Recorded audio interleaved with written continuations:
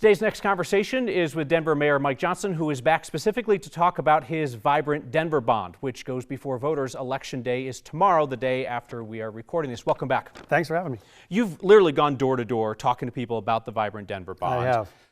Which argument have you found resonates with most people in favor of it?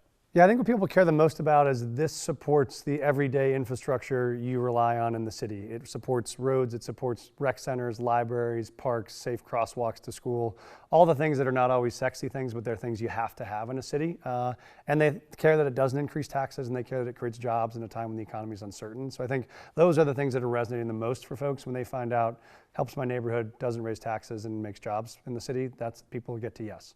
What is the most compelling reservation that you have heard from people where you're like, hey, listen, I support it, but you've got a good point there? What do you hear from people? Yeah, I think the people that are just worried about debt at all would say, should we ever borrow money because you got to pay it back at some point? And I would love to not have a mortgage on my house, but I couldn't pay cash for my house. And so most of us live in a world where we use debt to acquire things that we need. And I think the key for us is because we know we already have a dedicated mill levy that pays off debt every year, and this fits under that cap, it won't change any of the tax capacity. And so we think the fact that we can still pay off this debt without new taxes helps.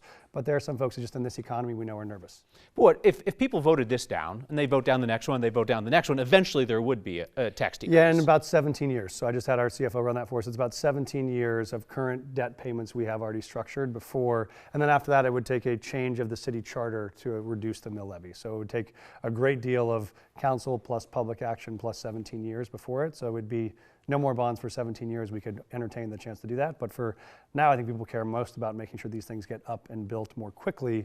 People are also very responsive to the fact this is a 6-year bond instead of the last one was a 10-year bond. People were frustrated by, I voted for a rec center, I didn't see it get built until 9 years later. And so I think that was one of the pieces of feedback we got we've been responsive to. But one more big picture question. People know, though, that borrowing makes things more expensive, right? You know, you pay cash, you pay less.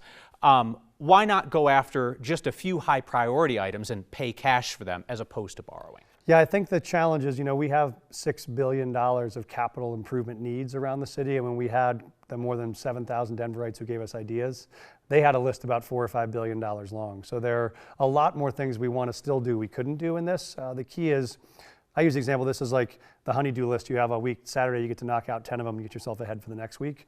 We want to just catch up on a lot of the spending we're behind on, because that also means the next $2 or $3 billion of projects that are waiting get up in line faster. So there were some folks who were saying, I was mad X project didn't make it through. I said the benefit is that project is $950 million closer to being done if this bond passes, because now it's first in line and not $950 millionth in line if this gets through. Is it a harder sell this year because people know that the city is dealing with a budget deficit, and that's kind of harder to square for people? It's like you're cutting, but you're borrowing. It is. We have had questions about that, and that's why I send text messages directly to people too. I did about 400 yesterday.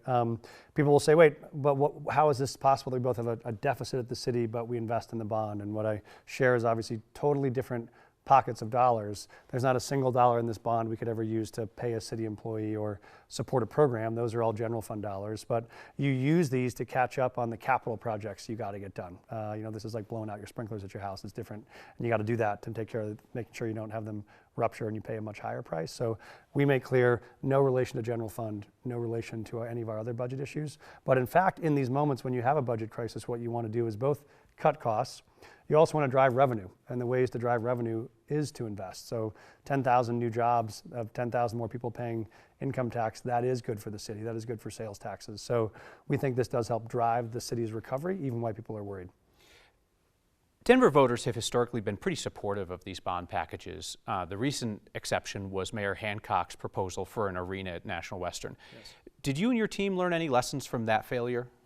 We did. I think one was how those items were packaged, and was there organized public support. There was a real organized public campaign against that. We've worked really hard. Not very well funded. Not very well funded, but well organized with a lot of outspoken people on their behalf. I think we worked hard to have a really engaged public process on this bond to make sure people were all heard. And even if you wanted more things in it, we don't think there's broad groups of people that are mad about what's in it. There might be wanting other things that aren't currently in it. So that's been important to us.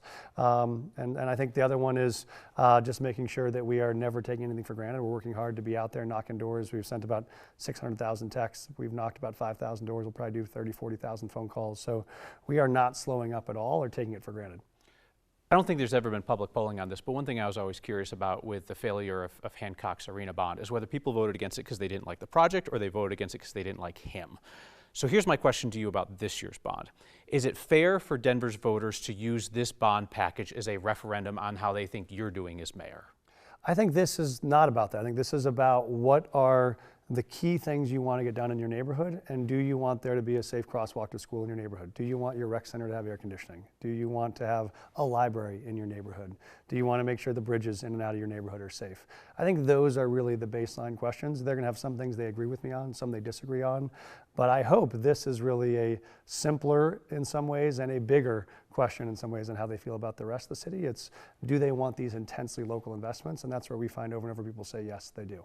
So if it passes across the board tomorrow night, you're not going to say it's a referendum that people think you're doing a good job as mayor?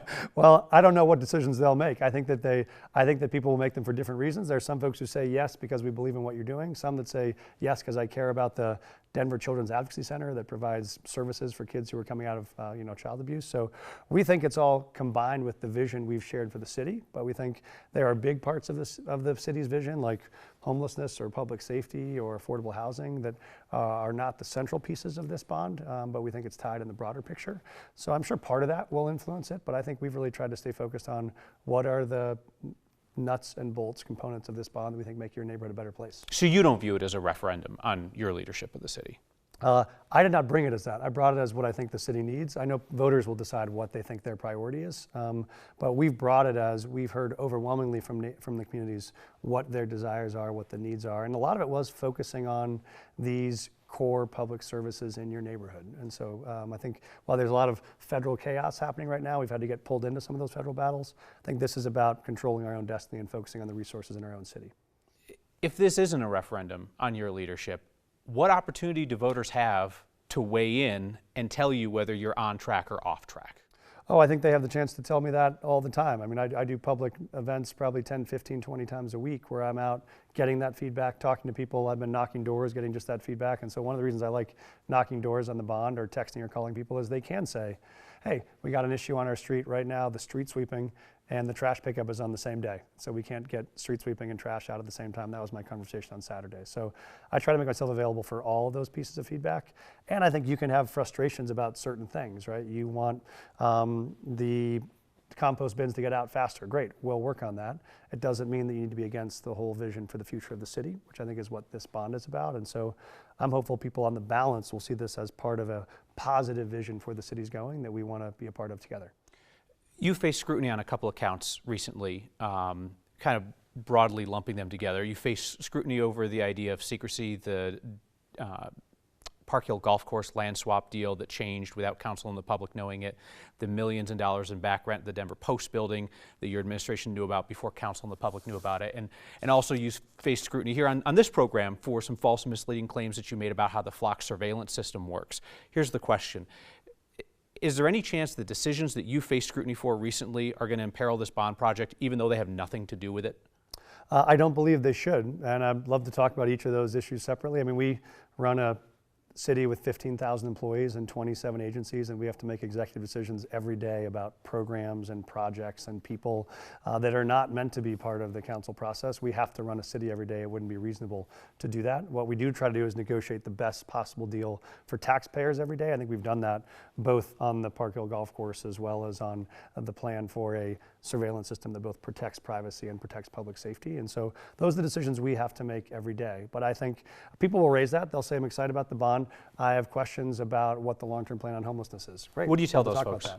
I'd say, great, let's talk about both. I'd say, here's why we think the bond is really important, and here's what we're doing around those folks that still have serious addiction and mental health needs on Colfax. Or if you're a South Broadway business owner, yes, that's really important. Let me tell you about our Roads to Recovery program. We are working on each of those things, and I can have answers for each of those things and want to hear their feedback on each of them. This is a separate question from those, but I think this will be a path for us to show we can really deliver. I think the thing that's also true about the last 2 years is when you look at the big things we've set out to do, we've delivered. You know, we've delivered the largest reduction in homelessness of any city in American history. We've dropped our homicide rate by almost 50% last year. We've kept the Broncos in Denver for the next 50 years. We brought women's soccer to Denver. We've launched a historic reinvestment to improve downtown. Those are all, and we've acquired what people thought we couldn't acquire, which was a 155-acre park in the Park Hill Golf Course. Like, those are all huge wins people asked us to deliver on, we are delivering on. So I think I'm very proud of that track record. There's always going to be hard things along the way, because you can't run a 15,000 person employee base in a 720,000 person city without some bumps. But I think on the whole, we think the results speak for themselves, and that matters the most. The way that these bond projects are put together, right, you try to sprinkle in a bunch of things from around the city to get buy-in from different groups, get people excited about each of the individual packages that are put in front of them. But what it means is you have situations where, so let's take 2A. This is the only one we're going to talk about in specific. 2A. You have the 6th and 8th Avenue projects, which are some of the spendiest projects in the bond package. Those are projects that the Broncos owners want for their new stadium area, and it's paired with stuff like repairing crumbling bridges around Denver Health that might soon not be able to handle first responder traffic. Why should voters have to give the Broncos billionaire owners what they want for their stadium area in order to get safe bridges next to the hospital? Because this is about a priority of where the city's most significant needs are. There are 5 of the bridges we're most concerned about in the city. That includes the one at Lincoln and Spear that you mentioned. It includes 2 on Quebec Boulevard, and includes 6th and 8th. 3 of those are in this bond package. 2 will be in our capital plan for next year. That's how you prioritize these long-term investments. And it also includes things like the redesign of the Santa Fe streetscape, which is going to make the First Friday art walks far safer and more passable. 38th Avenue. Those are all infrastructure projects. And the statutes around bond packaging requires us to package them in like categories. I wanted the whole thing to be in one measure, because it's all one unified package.